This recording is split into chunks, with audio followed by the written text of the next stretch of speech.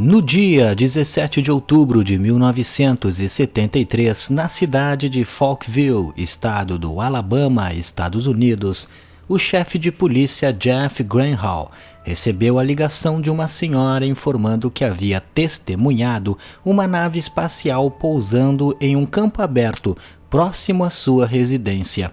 Jeff pegou sua câmera Polaroid e correu para o local do incidente. Por volta das 10 horas da noite, ele chegou ao local do suposto pouso, mas não encontrou nada. Mesmo assim, Jeff resolveu fazer uma varredura pela área a fim de tentar encontrar alguma explicação para o que a senhora havia lhe dito. Foi quando ele viu próximo à estrada um ser estranho.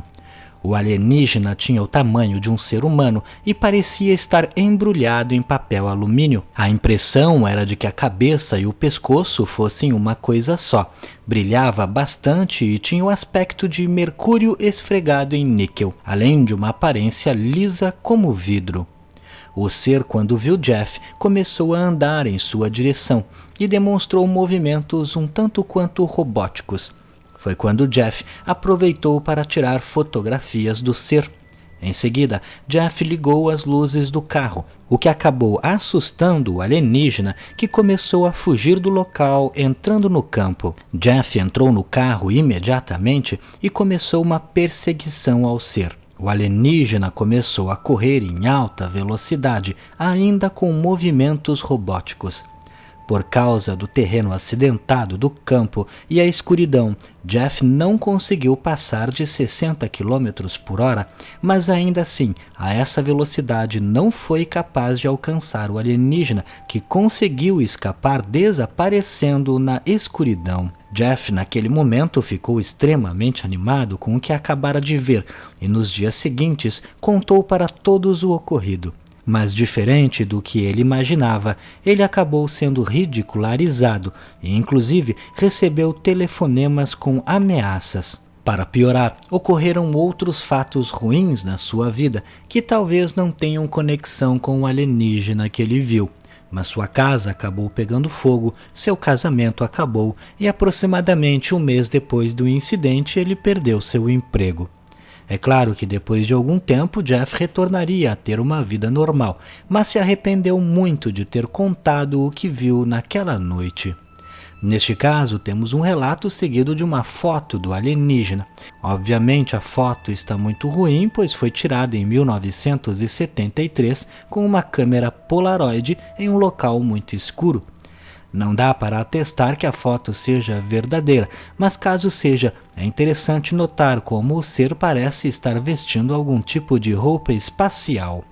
Talvez não fosse necessariamente um robô, mas um alienígena de carne e osso que possui habilidades que são muito acima do que os humanos podem alcançar. Mas ainda assim, essas habilidades não são impossíveis, pois temos aqui mesmo na Terra animais que correm a velocidades próximas aos 100 km por hora, como a gazela Thompson, por exemplo, um animal do continente africano que pode chegar a 80 km por hora, e até animais que passam dos 100 km, como o guepardo, que pode atingir até 115 km por hora.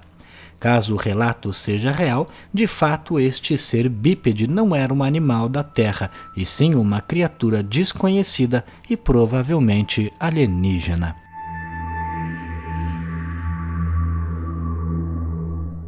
No dia 11 de outubro de 1973, na cidade de Dayton, estado de Ohio, Estados Unidos, pelo menos 15 avistamentos de OVNIs voando um pouco acima do topo das árvores e com luzes vermelhas, verdes e azuis foram relatados.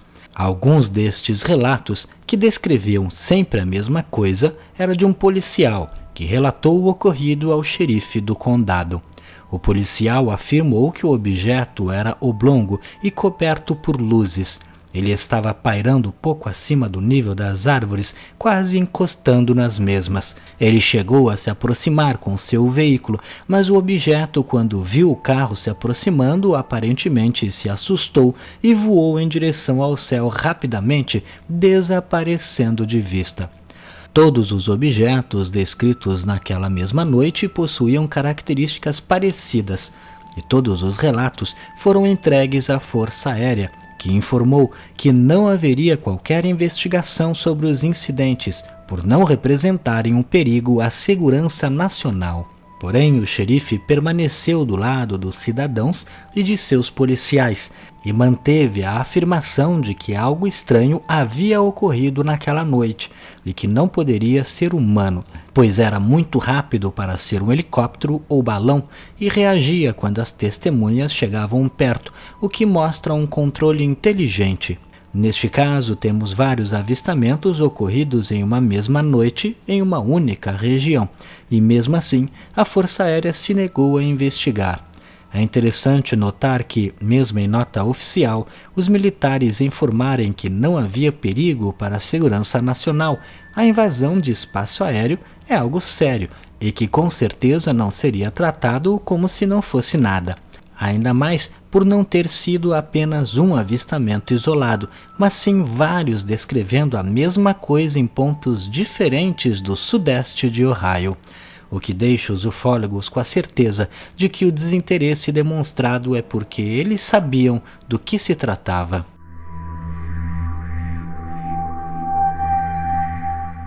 No dia 20 de outubro de 1973, entre as cidades de Mount Vernon e Evansville, ambos no estado de Indiana, Estados Unidos, um trem carregando cerca de 6 toneladas teve um problema de motor no meio do caminho. Eles receberam a ajuda de um funcionário da manutenção e o mesmo disse que o motor da traseira havia parado definitivamente e que não adiantaria mexer naquele momento com o trem carregado e no meio da viagem.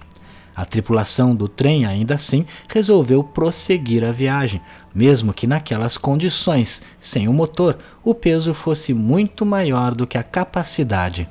Já eram 6h50 da manhã, o sol mal havia surgido no horizonte quando os operadores do motor dianteiro viram uma luz estranha ao longe. A princípio, eles imaginaram se tratar de um avião, mas logo viram que não poderia ser, pois as luzes pulsavam de forma estranha e parecia estar muito devagar para um avião. Após alguns minutos de observação, a luz simplesmente sumiu. Mais à frente, um operador do motor traseiro, que não estava funcionando, identificou a luz do que ele pensou ser um trem vindo na mesma linha, logo atrás deles. Ele se comunicou no rádio com a parte frontal, onde estava o responsável pelo trem, e eles debateram a ideia de deixar que o trem de trás lhes ajudasse na subida que viria logo mais à frente. A luz, segundo o operador de trás, estava há bastante tempo atrás deles e quando passava pelos trilhos deixava uma placa vermelha.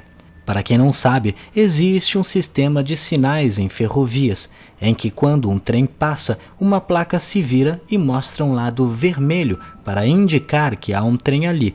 E mais à frente, quando passa por outro ponto, a placa vira novamente e se torna verde.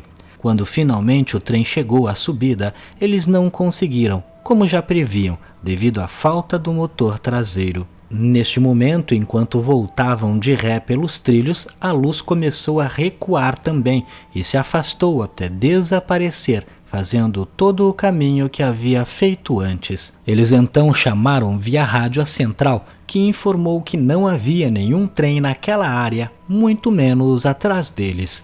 Foi então que todos começaram a perceber que de fato aquela luz estava muito estranha para ser um trem, mas que na hora eles simplesmente não pensaram que poderia ser algo estranho. Após o objeto se afastar, o motor do trem traseiro voltou a funcionar. Eles então conseguiram vencer a subida e concluíram sua viagem normalmente. A tripulação do trem, após o incidente, encaminhou um relatório do ocorrido para os responsáveis da empresa e foram duramente repreendidos.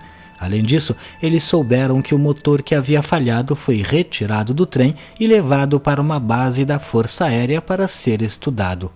Neste caso, temos vários aspectos estranhos. Aparentemente, um OVNI estava perseguindo o trem e os operadores imaginavam se tratar de um outro trem.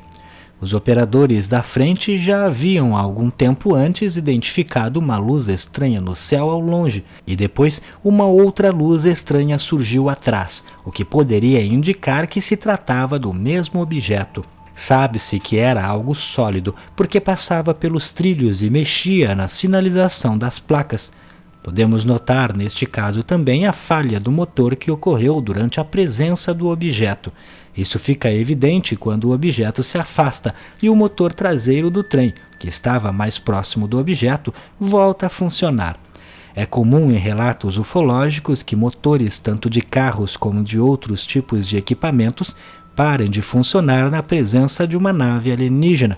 Mas o que mais intriga é que, sendo esta luz realmente uma nave extraterrestre, o porquê ela estava andando exatamente sobre os trilhos do trem. Mas e você? O que acha? Não deixe de comentar. Se gostou, clique em gostei. Não esqueça de se inscrever no canal, vire membro se puder clicando em Seja Membro e me siga lá no Instagram.